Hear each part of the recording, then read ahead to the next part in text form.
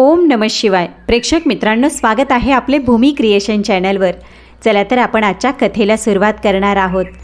आज मी जी गोष्ट तुम्हाला सांगणार आहे ती फक्त एक गोष्ट नाही, हे एक सत्य आहे ज्याने संपूर्ण गावाला हादरवून टाकलं होतं. एका अशा वृद्ध आईवडिलांची कथा आहे ज्यांनी आपल्या 2 मुलांना यासाठी जन्म दिला होता की म्हातारपणी दोघेही त्यांचा आधार बनतील. पण त्या दोन्ही मुलांनी एके दिवशी त्या वृद्ध आईवडिलांची आपापसात वाटणी केली. जणू एखादं जुनं कपाट वाटून घेतलं जात होतं, जसं जमिनीचा एखादा तुकडा वाटून घेतला जातो. ज्या आईने 9 महिने पोटात वाढवले तिची अर्धी वाटणी करण्यात आली. ज्या वडिलांनी बोट धरून चालायला शिकवलं त्यांचाही हिस्सा करण्यात आला. पण या कथेचा शेवट तुम्ही जसा विचार करत आहात तसा अजिबात नाही. शेवटी जे घडलं ना त्याने संपूर्ण गावाला हादरवून सोडलं. सर्व गावाला रडवलं. डॉक्टर रडले, शेजारी रडले आणि कदाचित तुम्हीसुद्धा रडाल. म्हणून प्रेक्षक मित्रांनो, कथा शेवटपर्यंत नक्की ऐका. आणि आपल्या चॅनलवर जर का तुम्ही नवीन असाल तर व्हिडिओला लाईक आणि चॅनलला सबस्क्राईब अवश्य करा. एक छोटंसं गाव, ना मोठं शहर ना अगदी गाव, फक्त अशीच एक जागा जिथे प्रत्येक गल्लीत एक कथा श्वास घेते आणि प्रत्येक दारामागे एक गुपित दडलं असतं. याच गावाच्या मध्यभागी एक जुनं घर उभं होतं, महेश निवास. बाहेरून पाहिलं तर वाटायचं जणू हे घर हसत आहे. भिंतीवर पिवळा रंग, दाराशी तुळशीचं रोप आणि उंबरठ्यावर बांधलेला तो लाल दोरा जो अनेक वर्षापासून प्रत्येक वाईट नजरेला थांबवत आला होता. या घराचे मालक होते महेशराव, वय 65 वर्ष, आणि त्यांची पत्नी होती सविताताई, वय 60 वर्ष. पती पत्नी म्हणजे जणू एका दिव्याच्या 2 ज्योती, एकाशिवाय दुसऱ्याचं अस्तित्व अपूर्ण होतं. महेशराव पूर्वी रेल्वेमध्ये क्लर्क होते. 30 वर्षाच्या नोकरीत त्यांनी पै साठवून हे घर बांधलं होतं. मोठ्या मुलाचं शिक्षण पूर्ण व्हावं म्हणून त्यांनी एकदा पत्नीचे दागिनेसुद्धा विकले होते. आणि सविताताई त्या तर अशा आई होत्या ज्यांनी आपलं संपूर्ण तारुण्य आपल्या दोन्ही मुलांच्या नावावर केलं होतं. मोठ्या मुलाचं नाव राजेश, सरकारी बँकेत व्यवस्थापक. त्याची पत्नी नीता, शिकलेली, तिखट बोलणारी, शहरात वाढलेली. त्यांना 8 वर्षाचा मुलगा आरव होता. धाकटा मुलगा होता सुजय, एका खाजगी कंपनीत अकाउंटंट. त्याची पत्नी होती रिचा, दिसायला साधी सरळ पण मनात खूप काही दडवून ठेवलेली. त्यांना 6 वर्षाची मुलगी होती प्रिया. दोन्ही मुलांचे लग्न झाले होते. दोन्ही सुना घरात होत्या. दोन्ही नातवंड महेशराव आणि सविताताईंचा जीव होती. बाहेरून पाहिलं तर वाटायचं किती भरलेलं सुखी कुटुंब आहे. एका छताखाली सगळे एकत्र राहतात. आजच्या काळात ही खूप मोठी गोष्ट आहे. पण मित्रांनो, चंद्राला दुरून पाहिलं तर तो खूप सुंदर दिसतो. जवळ गेल्यावर त्याच्यावरचे डागही दिसतात. महेश निवासाचं तसंच होतं. बाहेरून जे घर हसतंय असं दिसायचं, ते आतून मात्र खूप काळापासून हुंदके देत होतं. गोष्ट अशी होती की सविताताई गेल्या 2 वर्षापासून आजारी राहू लागल्या होत्या. सुरुवातीला फक्त गुडघ्यात दुखत होतं, मग मधुमेह झाला, त्यानंतर रक्तदाबाचा त्रास झाला आणि गेल्या 6 महिन्यांपासून तर हातही थरथरू लागले होते. डॉक्टरांनी सांगितलं होतं की आईला आराम हवा आणि औषधं वेळेवर मिळायला हवीत. महेशरावसुद्धा स्वतः अशक्त झाले होते. पेन्शन मिळत होती पण इतकी नव्हती की दोघांची औषधं, खाणं पिणं आणि घराचा उरलेला खर्च भागू शकेल. सुरुवातीला दोन्ही मुलं शांतपणे पैसे देत राहिले, पण हळूहळू पैसे देण्यात उशीर होऊ लागला. मग कारणं सांगितली जाऊ लागली, मग टोमणे मारले जाऊ लागले. एका रात्रीची गोष्ट आहे.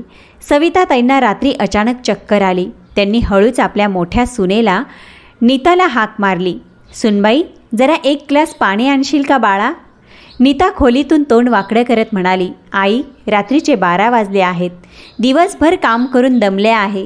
पाणी प्यायचं असेल तर थोडं उठून घ्या. अजून तुमचे पाय आहेत. सविताताईंच्या डोळ्यात अश्रू आले. त्यांनी काही बोललं नाही, फक्त शांतपणे कुशी बदलली. शेजारी झोपलेल्या महेशरावांनी सगळं ऐकलं होतं. ते हळूच उठले आणि स्वतः स्वयंपाकघरात जाऊन पाणी आणलं, आपल्या पत्नीला पाजलं आणि मग दोघेही रात्रभर शांतपणे रडत राहिले. ही फक्त एका रात्रीची गोष्ट नव्हती मित्रांनो. अशा रात्री आता रोजचीच गोष्ट बनल्या होत्या. सकाळची वेळ होती. स्वयंपाकघरातून आवाज येत होते. दोन्ही सुना नीता आणि रिचा एकमेकांशी वाद घालत होत्या. नीता म्हणाली, बघ रिचा, मी स्पष्ट सांगते, आईची औषधं गेल्या महिन्यात आम्ही आणली होती, यावेळी तुमची वेळ आहे. रिचानेही उलट उत्तर दिलं. ताई, औषधांचा खर्च 1,000 रुपये येतो. माझ्या नवऱ्याचा पगार दादांपेक्षा अर्धाही नाही. ही कसली विभागणी आहे? मग काय म्हणायचंय तुला? आईवडिलांची जबाबदारी कमाईनुसार ठरणार का? ते तुझेही सासू सासरे आहेत. ताई, त्यांनी तर नेहमी मोठ्या मुलालाच जास्त जपलं आहे, जास्त शिक्षण दिलं आहे, लग्नातही जास्त खर्च केला आहे. मग आता म्हातारपणाची जबाबदारीही त्यांनीच जास्त उचलायला हवी ना? सुनांचे हे बोल सविताताई खोलीत बसून ऐकत होत्या. एक आई जिने कधीही आपल्या दोन्ही मुलांमध्ये फरक केला नव्हता, आज ती 2 सुनांमध्ये हिशोबाचा विषय बनली होती. महेशरावांनी जवळ बसून आपल्या पत्नीचा हात धरला. दोघांच्याही डोळ्यात पाणी होतं. महेशराव हळूच म्हणाले, सविता, आठवतंय का, जेव्हा राजेशचा जन्म झाला होता तेव्हा आपल्याजवळ खायला काही नव्हतं. मी माझा एकमेव शर्ट विकला होता जेणेकरून तू दूध पिऊ शकशील. आणि जेव्हा सुजयचा जन्म झाला होता तेव्हा तू 3 दिवस उपाशी राहिली होतीस जेणेकरून बाळाला दूध मिळू शकेल. आज तीच मुलं. वाक्य अपूर्ण राहिलं. पुढचे शब्द अश्रूंमध्ये विरघळून गेले. संध्याकाळी जेव्हा दोन्ही मुलं घरी परतली तेव्हा दोन्ही सुनांनी आपापल्या नवऱ्यांचे कान भरले. राजेशने सुजयला हाक मारली. सुजय, जरा बैठकीत ये, बोलायचं आहे. सुजय आला. दोन्ही भाऊ समोरासमोर बसले. मध्ये ठेवलेला होता चहाचा एक कप, जो थंड झाला होता. अगदी आईवडिलांना वेगळं करण्याचा निर्णय या दोन्ही भावांच्या नात्यासारखा. राजेश म्हणाला, बघ सुजय, आता रोजची ही कटकट माझ्याने पाहावत नाही. सुना भांडतात, आई वडील दुःखी होतात, मुलं घाबरून राहतात. माझ्याकडे एक मार्ग आहे. कोणता मार्ग दादा? राजेशने एक दीर्घ श्वास घेतला, मग म्हणाला, विभागणी. सुजय दचकला. घराची विभागणी? पण दादा, बाबा जिवंत असताना हे कधीच मान्य करणार नाहीत. मी घराच्या विभागणीबद्दल बोलत नाहीये सुजय. राजेशचा आवाज मंद झाला, पण शब्द खूप जड होते. आई वडिलांची विभागणी. सुजयला वाटलं जणू त्याच्या कानांनी काहीतरी चुकीचं ऐकलं. त्यांनी पुन्हा विचारलं, दादा, तू काय म्हणालास? मी म्हणालो आई वडिलांची विभागणी. आईला मी ठेवेन, बाबांना तू ठेव, किंवा 1 महिना माझ्याकडे, 1 महिना तुझ्याकडे. काहीतरी कर. पण आता हे चालणार नाही की दोघेही एकाच घरात एकत्र राहतील आणि रोज भांडणं होतील. सुजयचे डोळे विस्मारले गेले. त्याला काही बोलता आलं नाही. फक्त एवढेच म्हणाला, दादा, हे तुम्ही काय म्हणत आहात? तुम्हीच तर नेहमी म्हणायचात ना की आईवडील देवापेक्षाही मोठे असतात. राजेशने नजर खाली केली आणि म्हणाला, वेळ बदलतो सुजय, आणि माणूसही. मित्रांनो, त्या दिवसानंतर घरात जे घडलं ते ऐकून कदाचित तुमचाही थरकाप उडेल. दुसऱ्या दिवशी रविवार होता. सकाळी सकाळी राजेश आणि सुजय यांनी आपल्या आईवडिलांना बैठकीत बोलावलं. महेशराव आणि सविताताई सोफ्यावर येऊन बसले. त्यांच्या मागोमाग दोघी सुना देखील आल्या. राजेशने बोलायला सुरुवात केली, बाबा, तुमच्याशी एक महत्त्वाचं बोलायचं आहे. बोल ना बाळा. आम्हा दोन्ही भावांनी एक निर्णय घेतला आहे. महेशरावांनी आपल्या पत्नीकडे पाहिलं. दोघांच्या मनात एक अनोळखी भीती होती. राजेश पुढे म्हणाला, बाबा, आता आम्ही दोन्ही भाऊ वेगळे राहू आणि तुम्ही दोघांनीही वेगळं राहावं लागेल. वेगळं म्हणजे? सविताताईंचा आवाज थरथरला. सुजयने नजर खाली घालून म्हटलं, आई, तुम्ही माझ्यासोबत राहाल आणि बाबा दादांसोबत. बैठकीत जणू एखादा बॉम्ब फुटला. सविताताईंनी आपल्या नवऱ्याचा हात घट्ट पकडला. महेशरावांचं डोकं खाली झुकलं. त्यांच्या डोळ्यातून अश्रू आले, पण त्यांनी लगेच पुसून टाकले. सविताताई थरथरत्या आवाजात विचारू लागल्या, बाळा, हे काय म्हणताय? 40 वर्षापासून मी यांच्यासोबत राहत आहे. एक दिवसही वेगळे झाले नाही आणि आता म्हातारपणी तुम्ही आम्हाला वेगळं करत आहात. राजेश कडक आवाजात म्हणाला, आई, ही विभागणी नाही, ही फक्त एक व्यवस्था आहे. तुम्ही सुजयच्या घरी राहाल आणि बाबा माझ्या घरी. दर महिन्याला एकदा तुम्हा दोघांची भेट करून देऊ. महिन्यातून एकदा? महेशरावांच्या तोंडून फक्त एवढंच निघालं. सुजय हळूच म्हणाला, बाबा, आमची मजबुरी समजून घ्या. दोन्ही सुना रोज भांडतात, मुलं घाबरून राहतात, घरात कलह होतो. शांततेसाठी हा एक मार्ग आहे. महेशराव उठून उभं राहण्याचा प्रयत्न करू लागले. पाय थरथरत होते.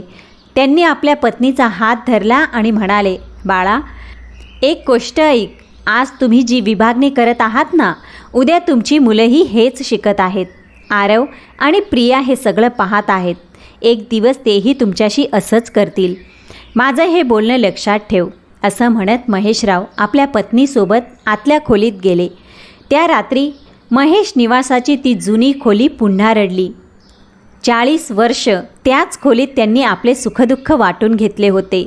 आज तीच खोली विराहाचा साक्षीदार बनत होती. सविताताईंनी आपल्या नवऱ्याच्या छातीत तोंड लपवलं. लहान मुलासारख्या हुंदके देत रडू लागल्या. तुमच्याशिवाय मी राहू शकणार नाही. 40 वर्ष झाले आहेत, एक दिवसही वेगळे झाले नाही. महेशराव पत्नीच्या डोक्यावरून हात फिरवत म्हणाले, सविता, मुलं आपलीच आहेत. त्यांच्या आनंदात आपला आनंद आहे. चल, त्यांचं म्हणणं मान्य करूया आणि आपण कायमचे कुठे वेगळे होत आहोत ग. कधीतरी तर भेटत राहूच ना. पण मित्रांनो, महेशरावांना हे माहीत होतं की हे कधीतरी खूप जड ठरणार आहे. पुढचा दिवस आला, तो दिवस जो महेश निवासच्या इतिहासात कधीही विसरला जाणार नाही. सकाळचे 9 वाजले होते. घरासमोर 2 वेगवेगळ्या टॅक्सी उभ्या होत्या. एका टॅक्सीत सविताताईंचं सामान ठेवलं होतं. एक छोटीशी सुटकेस, एक पिशवी ज्यात औषधं होती आणि एक जुनी चादर जी त्यांनी आपल्या लग्नाच्या वेळी बनवून घेतली होती. दुसरी टॅक्सी महेशरावांसाठी होती. सविताताई आपल्या खोलीच्या उंबरठ्यावर उभ्या होत्या. डोळ्यातून अश्रू वाहत होते. त्यांनी एकदा संपूर्ण खोलीकडे पाहिलं. 40 वर्षांच्या आठवणी त्या भिंतींमध्ये होत्या. त्यांचा पहिला मुलगा इथेच जन्मला होता. नवऱ्याच्या सरकारी नोकरीचा पहिला पगार इथेच ठेवला गेला होता आणि आज ही खोली सोडून जात होती. महेशराव जवळ आले आणि पत्नीचा हात धरला. दोघे एकमेकांच्या डोळ्यात पाहत राहिले. एकही शब्द नव्हता. शब्दांची गरजही नव्हती. 40 वर्षाची साथ होती. एक नजर सगळं काही सांगण्यासाठी पुरेशीच होती. महेशराव हळूच म्हणाले, सविता, तुझी औषधं वेळेवर घेत जा. नीताला सांग, सुनेला सांग की जेवण मऊ बनव. तुझे दात आता पूर्वीसारखे राहिले नाहीत. आणि सविताताईंनी थरथरत्या आवाजात विचारलं, मी ठीक आहे. तुम्ही माझी काळजी करू नका. रात्री तुम्हाला थंडी वाजते. चादर अंगावर घेत जा. हो, घेईन. आणि हो, सकाळच्या चहात साखर थोडी कमी घ्या. तुमची साखर वाढली आहे. हो सविता, हो. दोघेही एकमेकांना त्या गोष्टींची आठवण करून देत होते ज्या ते रोज एकमेकांना सांगत आले होते. फरक फक्त एवढाच होता की उद्यापासून या गोष्टींची आठवण करून देणारं कुणीच नसेल. राजेश आणि सुजय दूर उभे राहून पाहत होते. दोन्ही सुना देखील होत्या. नातू आरव आणि नात प्रिया होती. प्रियाने तिच्या छोट्याशा जिभेने विचारलं, आई, आजी कुठे जात आहे? ती पुन्हा कधीच परत येणार नाही का? रिचाने मुलीला गप्प बसवलं. गप्प बस प्रिया, मोठ्यांच्या बोलण्यात बोलायचं नसतं. पण त्या निरागस मुलीचा प्रश्न हवेत तरंगत राहिला. आजी पुन्हा कधीच परत येणार नाही का? महेशरावांनी पत्नीला निरोप देताना म्हटलं, जा सविता, मुलाचं म्हणणं ऐक. आपण भेटत राहू. सविताताई एक पाऊल पुढे टाकत, मग थांबत, पुन्हा पुढे टाकत, पुन्हा थांबत, प्रत्येक पावलावर मागे वळून पतीकडे पाहत होती. शेवटी त्यांनी टॅक्सीचं दार उघडलं. बसण्याआधी अजून एकदा वळल्या आणि त्या एका नजरेत 40 वर्षाचं संपूर्ण आयुष्य सामावून घेतलं. टॅक्सी निघाली. एका टॅक्सीत महेशराव होते, दुसऱ्या टॅक्सीत सविताताई. दोन्ही टॅक्स्या एकाच गल्लीतून बाहेर पडल्या, पण मग एका चौकात वेगळ्या झाल्या. एक उजवीकडे वळली तर दुसरी डावीकडे. प्रेक्षक मित्रांनो, त्या दिवशी त्या छोट्याशा गावातील हवा जड झाली होती. सुजयच्या घरचं वातावरण वेगळंच होतं. सविताताईंना एक छोटीशी खोली मिळाली. पहिल्या दिवशी सगळं ठीक होतं. सुजय स्वतः येऊन आईशी बोलून गेला. प्रियाही थोडा वेळ आली. पण दुसऱ्या दिवसापासून फरक दिसू लागला. रिचाने एका ताटात पोळी भाजी वाढून ठेवली. ना विचारलं कशा आहेत, ना पाहिलं की त्यांनी खाल्लं की नाही. सविताताई एकट्याच आपल्या खोलीत बसून राहायच्या. टीव्ही नव्हता. पुस्तक वाचण्यासाठी डोळे कमकुवत झाले होते. फक्त एक खिडकी होती जिच्यातून त्या बाहेरचं झाड पाहत बसत. रात्री जेव्हा त्या एकट्या अंथरुणावर झोपत तेव्हा त्यांचा हात आपोआप नवऱ्याला शोधत असे. पण दुसरी बाजू रिकामी होती. फक्त रिकामं अंथरूण. 40 वर्षात प्रथमच त्यांचा हात रिकामा हवेला स्पर्श करत होता. त्या शांतपणे रडत, कुणाला ऐकू येऊ नये म्हणून अश्रूंनी उशी भिजत असे आणि सकाळी उठल्यावर डोळे सुजलेले असायचे. तिकडे राजेशच्या घरी महेशरावांची अवस्था काही चांगली नव्हती. नीताचा स्वभाव तापट होता. प्रत्येक गोष्टीवर टोमणे मारत असे. एक दिवसाची गोष्ट आहे. महेशराव हळूच म्हणाले, सुनबाई, एक कप चहा मिळेल का? नीताने चिडून उत्तर दिलं, बाबा, आत्ताच तर मी स्वयंपाकघर बंद केलं आहे. दिवसभरात 5 वेळा चहा कोण बनवणार? तुमची साखरही वाढली आहे. डॉक्टरांनी जास्त चहा घ्यायला मनाई केली आहे. महेशराव गप्प झाले. आधी सविता होती, त्यांना सांगावं लागत नव्हतं. ती स्वतःच चहा करून घेऊन येत असे. विचारत असे, आणखी काही हवं आहे का? आज त्या आणखी काही हवं का या आवाजाची फार आठवण येत होती. रात्री ते आपल्या अंथरुणावर झोपले. शेजारी रिकामी जागा होती. त्यांनी त्या रिकाम्या जागेवर हात ठेवला. 45 वर्षाचं लग्न होतं. 40 वर्ष एकत्र राहिले होते. आज पहिली रात्र. त्यांच्या डोळ्यातून अश्रू वाहू लागले. ते पुटपुटले, सविता, कुठे आहेस तू? तू ठीक आहेस ना? जेवलीस का? औषधं घेतलीस का? रजाई अंगावर घेतलीस ना? रात्री तुला चक्कर तर आली नाहीत ना? पण उत्तर देणारं कोणीच नव्हतं. फक्त शांतता होती आणि एका वृद्ध पतीचं एकाकीपण, जो आपल्या पत्नीची आठवण काढत पूर्णपणे तुटून जात होता. मित्रांनो, हा विरह फक्त एका दिवसाचा नव्हता. दिवस गेले, आठवडे गेले. दोन्ही मुलांनी वचन दिलं होतं की महिन्यातून एकदा दोघांची भेट घडवून आणतील. 15 दिवसांनी पहिली भेट झाली. राजेशने वडिलांना म्हटलं, बाबा चला, आज तुम्हाला आईला भेटवून आणतो. महेशरावांच्या डोळ्यात चमक आली. त्यांनी घाईघाईने आपला सर्वात चांगला कुर्ता काढला, केस विंचरले, चष्मा स्वच्छ केला. असे तयार होत होते जणू पहिल्यांदाच कुणाला भेटायला जात आहेत. राजेशने टॅक्सी बोलवली. दोघे सुजयच्या घरी पोचले. सविताताईंना जेव्हा कळलं की त्यांचे पती आले आहेत, तेव्हा त्या जणू फुलासारख्या उमलून गेल्या. 15 दिवसात त्या अर्ध्याच राहिल्या होत्या. त्यांचा चेहरा पिवळा पडला होता. डोळ्यांखाली काळी वर्तुळं आली होती. पण पतीचं नाव ऐकतात जणू त्यांच्यात पुन्हा प्राण आले. त्या पटकन बाहेर आल्या. महेशराव उभे होते. दोघांची नजरानजर झाली आणि दोघेही एकाच वेळी रडू लागले, लहान मुलासारखे, कुठलाही संकोच न बाळगता. 65 वर्षाचा वृद्ध पती आणि 60 वर्षाची वृद्ध पत्नी एकमेकांना पाहून मुलांसारखे रडत होते. सविताताईंनी पतीचा हात धरला आणि म्हणाल्या, तुम्ही ठीक आहात ना? किती अशक्त झाला आहात.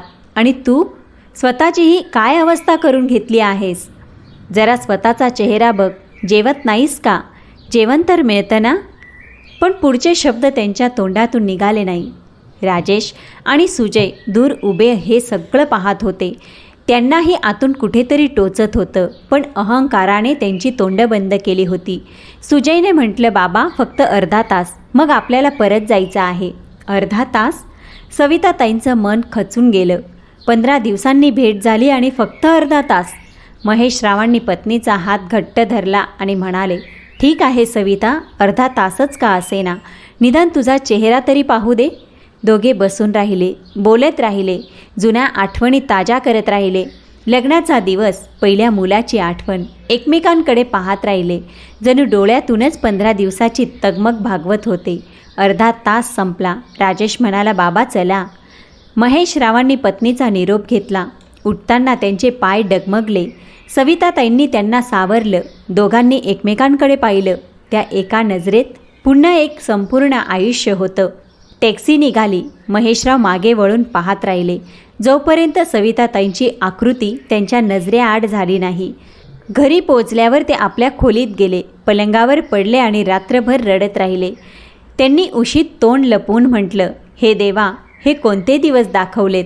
65 वर्षाच्या वयात स्वतःच्या पत्नीला भेटण्यासाठी मुलाची परवानगी घ्यावी लागत आहे, आणि तीही फक्त अर्ध्या तासासाठी. वेळ पुढे सरकत गेला. 1 महिना, 2 महिने, 3 महिने. सविताताईंची तब्येत आणखी बिघडू लागली. साखर नियंत्रणाबाहेर गेली. रक्तदाब वर खाली होऊ लागला. हात जास्त थरथरू लागले. डॉक्टरांनी सांगितलं होतं यांना मानसिक ताण खूप आहे. या आतून फार दुःखी आहेत. शरीराच्या आजारापेक्षा मनाचा आजार जास्त आहे. सुजयने डॉक्टरांचं बोलणं ऐकलं, पण काही केलं नाही. रिचाने तर स्पष्टच म्हटलं, पहा ना, आईंच्या उपचाराचा खर्च वाढत चालला आहे. बँकेचं कर्जही चालू आहे. प्रियाची शाळेची फी भरायची आहे. आता आणखी किती खर्च करणार? एके दिवशी सविताताईंनी धैर्य करून मुलाला म्हटलं, सुजय बाळा, एकदा तुझ्या बाबांना बोलवून आण, खूप आठवण येते रे. आई, पुढच्या आठवड्यात भेटवतो. बाळा, पुढचा आठवडा खूप दूर आहे, आजच बोलव. आई, हट्ट करू नकोस, मी सांगितलं ना पुढच्या आठवड्यात. सविताताई गप्प झाल्या. त्या रात्री त्यांनी जेवण केलं नाही. शांतपणे पलंगावर पडून राहिल्या आणि मनातल्या मनात आपल्या पतीशी बोलत राहिल्या. ऐका ना, माझी तब्येत आता चांगली नाही, माहीत नाही किती दिवस जगेन. एकदा भेटायला या, फक्त एकदाच. तिकडे महेश रावांची अवस्थाही काही चांगली नव्हती. नीताचं वागणं दिवसेंदिवस बिघडत चाललं होतं. एके दिवशी त्यांनी नीताला म्हटलं, सुनबाई, जरा तुझ्या भाऊ सुजयला फोन करून विचार ना, तुझी आईची तब्येत कशी आहे. नीता चिडून म्हणाली, बाबा, तुम्ही स्वतः फोन का करत नाही? माझ्याकडे इतका वेळ नाही. महेश रावांकडे मोबाईल नव्हता. एक जुना फोन होता जो त्यांना वापरता येत नव्हता आणि जेव्हा जेव्हा त्यांनी नीताकडे फोन मागितला तेव्हा उत्तर हेच मिळालं, बाबा, माझा फोन व्यस्त आहे, नंतर. एके दिवशी तर हत्तच झाली. महेश रावांनी हात जोडून म्हटलं, सुनबाई, फक्त एकदा बोलू दे तुझ्या सासूबाईंशी, खूप दिवस झाले. नीताने कंटाळून फोन लावला. सुजयने फोन उचलला. महेश रावांनी थरथरत्या आवाजात म्हटलं, बाळा, तुझ्या आईला फोन दे ना जरा. सुजयने उत्तर दिलं, बाबा, आई झोपली आहे, नंतर बोलावतो. पण तो नंतर कधी आलाच नाही. मित्रांनो, आता कथेचं ते वळण येत आहे जिथे कदाचित तुम्हालाही तुमचे अश्रू अनावर होतील. सविताताईंची प्रकृती खूपच खालावली होती. एका रात्री त्यांना जोराचा ताप आला.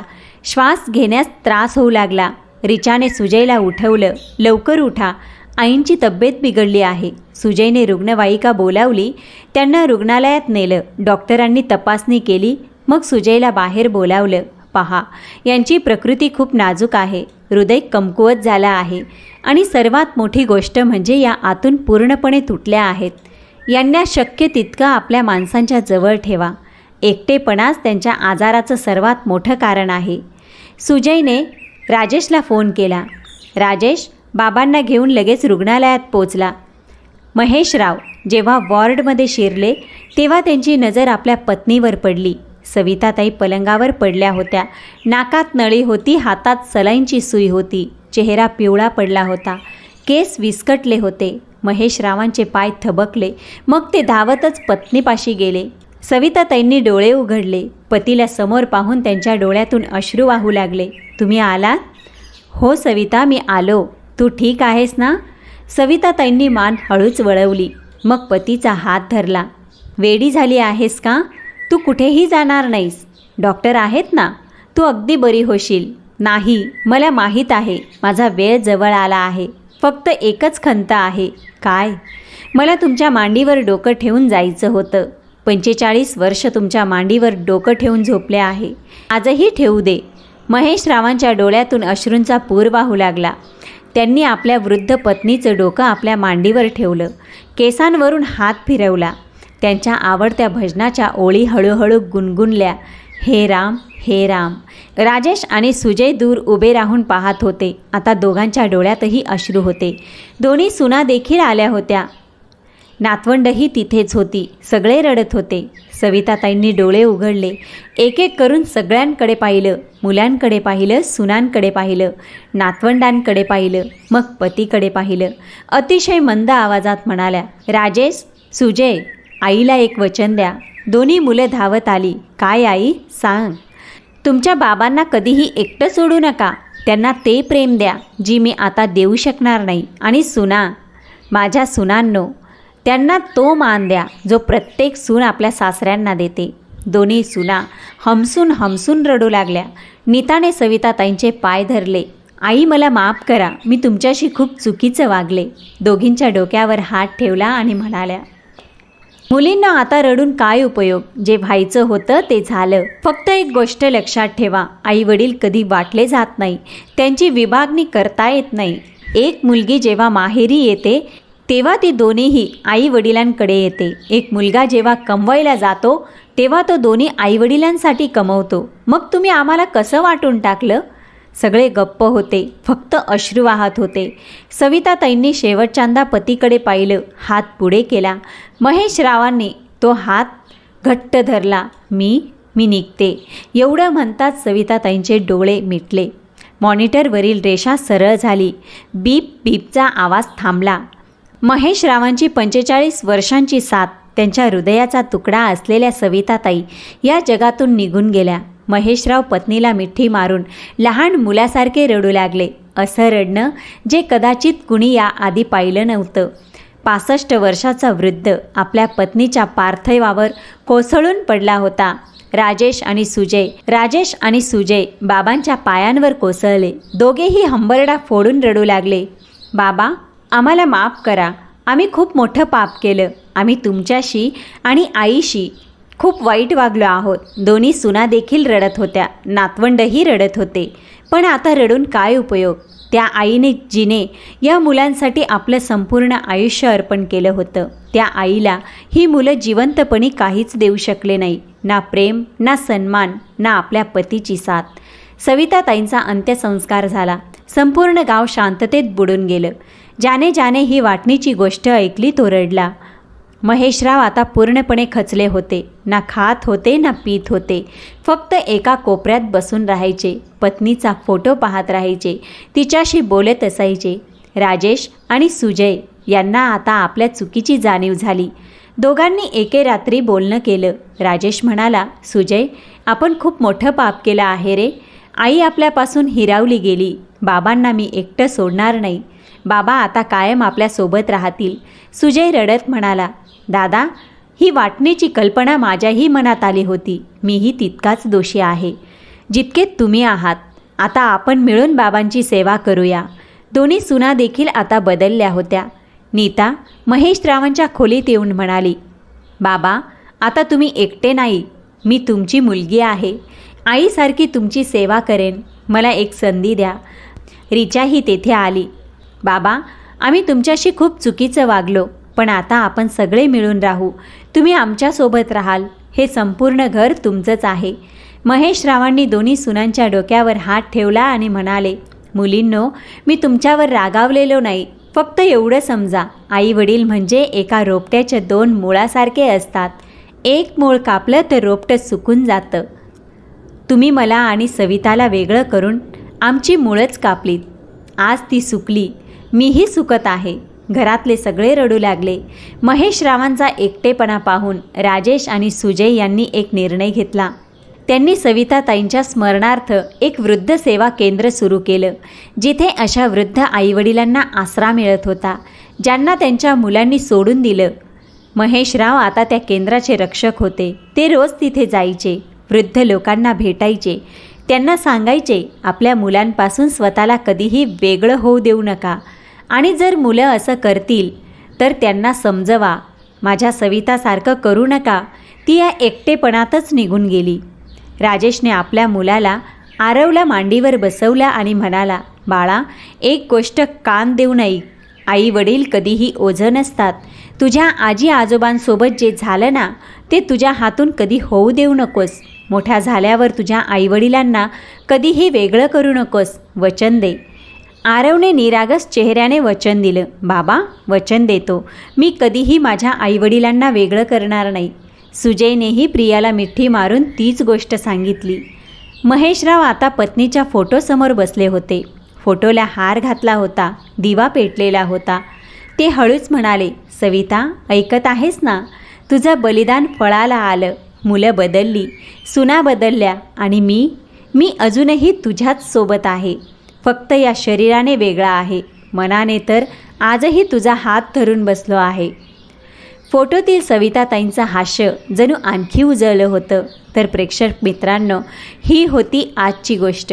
आपल्या आईवडिलांची कधीही वाटणी करू नका.